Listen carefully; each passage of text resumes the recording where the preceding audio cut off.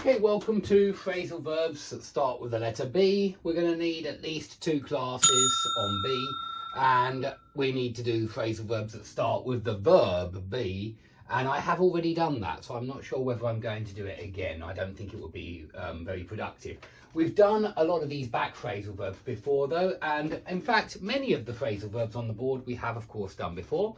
So back away from somebody or from something. I should put a from in there as well. If you're going to give it an object, you need a from. Back away from somebody. Back away from the edge of the cliff. Yeah, it means withdraw. It means draw back from. It means step back from.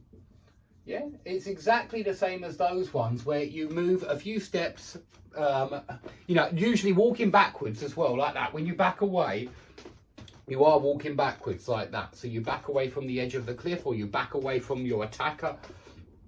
And it means withdraw from that person or withdraw from that place.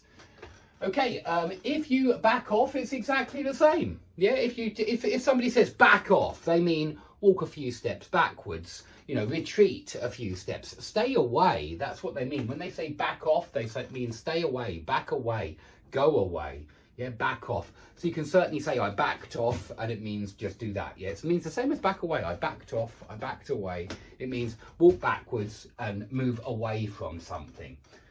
Okay, if you back up your hard drive, I need to do this, guys. It's almost full of a whole terabyte of videos and ebooks of English grammar books, that kind of thing. And so I need to back it up. I need to back up my hard drive. It means to save a copy of my hard drive somewhere. Yeah, when you back something up, you store a copy of it somewhere. A digital copy, of course. And so this is a computer term, really. When you back something up, you back up your files or you back up your hard drive. You want to make sure that you don't lose that work by having a copy of it. Now, if you back down, then you stop your support of a position. This one's very common. If someone is very stubborn, they never back down. Yeah, they don't they don't change their mind. They're stubborn. They decide that that's exactly what they believe, and they'll never back down from that position. Because when you back down, you stop your support of a position. You admit you were wrong. You yield. You give in. Yeah, give in is very similar to back down. You give in and say, okay, I was wrong, or I'm not going to keep supporting that position. Maybe you want your kids to do, or maybe you want your kids to never use the computer, and so you only allow them, I don't know, not never, but you only allow them 20 minutes every day. And they want more. Their friends are all playing for hours every day, and in the end you back down and say, okay, you can play for 1 hour every day, something like that. If you back your car into somebody, it means you reverse into usually somebody's car. Yeah, you can back your car into a lamp post, back your car into another parked car, and it means reverse into that parked car. So it's a collision. It's never good if you back into somebody, because you'll need to contact your insurance company and all the rest of it. Yeah, and so try not to back into anybody. If you back, but you could back into a parking space, which just means reverse into a parking space. So it's not always a collision, I should make that clear. If you back into a parking space, that's good. You put the car in the parking space. But if you back your car into another car, that's the collision. But yeah, you can back into a parking space, reverse into a parking space, and you can back out of a parking space, reverse out of a parking space. And of course, you often do back out of a parking space. Now, if you have promised to do something, but at the last moment you back out, then you fail to keep that promise. Yeah, people often back out at the last moment, yeah, at the 11th hour, which is an idiom, but I prefer at the last moment, at the very last minute. People often back out and fail to keep their promises. It's just something, it's human nature. Now, if you bail somebody out, you rescue somebody financially. Yeah, in 2008, the taxpayer, that's you and me, we all bailed out the banks. Yeah, do you remember they made some bad investments, and instead of letting those companies fail because they were run by incompetent people, no, we gave them our money. We gave them our money and we rescued these banks. Yeah, we rescued them.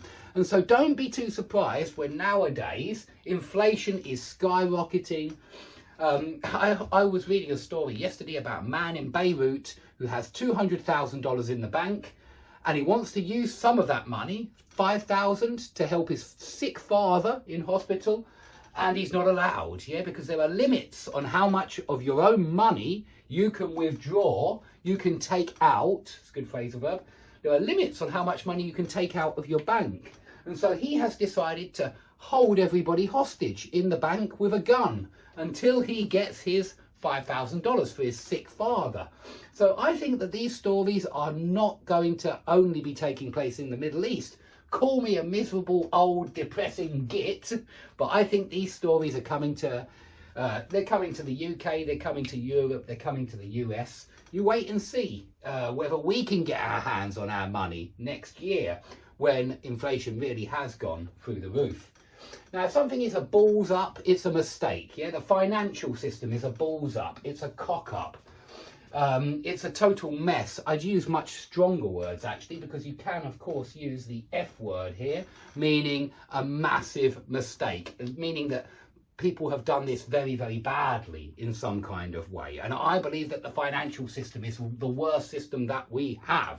No doubt about it. And I think it's why we have all of this palaver with pandemic and war. I actually think the financial system is to blame. I must be some kind of conspiracy theorist. Now, I often bang on about this kind of stuff. I'm sorry if it's boring you, because I do often bang on about these topics, which means talk for a long time about these topics. I bang on at you about these topics. Yeah, so that's a good one with bang. You can drone on about, waffle on about, go on about, be on about. There are a lot of phrasal verbs with on about, meaning talk for a long time about the same topic. Okay, and bang on about something is certainly the same. Yeah, but yeah, these ones are mistakes. So a balls up, a cock up, a slip up, they're all mistakes, and they're all nouns, of course. But you can mess something up. You can cock something up, which means make a mess of something. Yeah, you have some kind of plan or project, but you mess it all up. You make there are lots of mistakes in it. Now, if you bang about or bang around upstairs, you're making lots of noise. Yeah, you bang about, you bang around, you make lots of noise. But remember the word out with noise phrasal verbs, because you could bang a tune out. You could bang a song out on your guitar. You could belt a song out on your guitar. You could, there's one